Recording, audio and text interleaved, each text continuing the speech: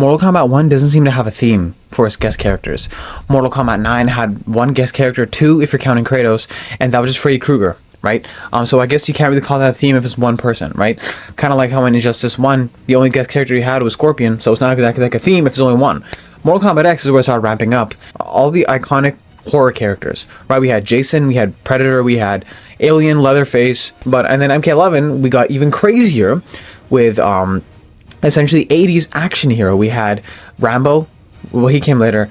We had Terminator, we had Joker, not really an action hero, so to speak, but you know, we had Spawn. So a lot of the IPs from 80s were brought into here, right? There were a ton of characters that were huge in that era, and they translated well into MK11, right? But MK1, the first season was okay with Peacemaker, Omni-Man, and Homelander. At that point, the theme would be superheroes, right? But more like distorted twists, because you're not going to be like a superhero and be in Mortal Kombat. You have to be violent to some extent, right? So most of them are going to be villains, which is why we had Joker, and also we thought that we were going to have Harley Quinn in Mortal Kombat 1, but that didn't happen for some fucking reason. I heard about Harley Quinn, I heard about Deathstroke, I heard about Doom Guy.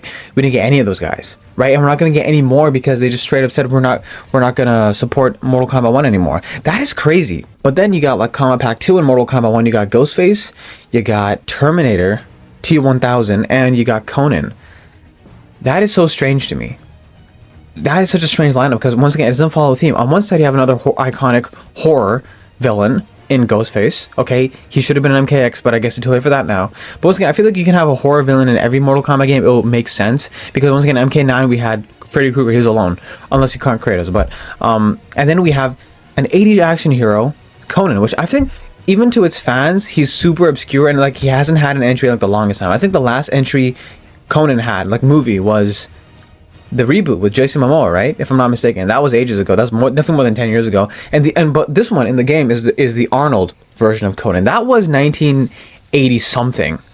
It's been like what 40 fucking years since the last Arnold Conan bit. Yeah, I don't know. I like Conan, but like he's completely out of place in this game. I mean, does your dad even remember who Conan was? I bet even your dad forgot who Conan was, right? I like Conan, but I swear to God, it should have been someone else. Because it's so weird, because you got like these modern characters like Omni-Man and Homelander, right? And Peacemaker, but then you got like this ancient old fossil in Conan. Like, it makes no fucking sense, you know what I'm saying? Like, I like him. He's cool and shit, but he's completely out of place. He should have been in Mortal Kombat 11, and then it would have been cool because we had the Conan skin for Kotal in MK11.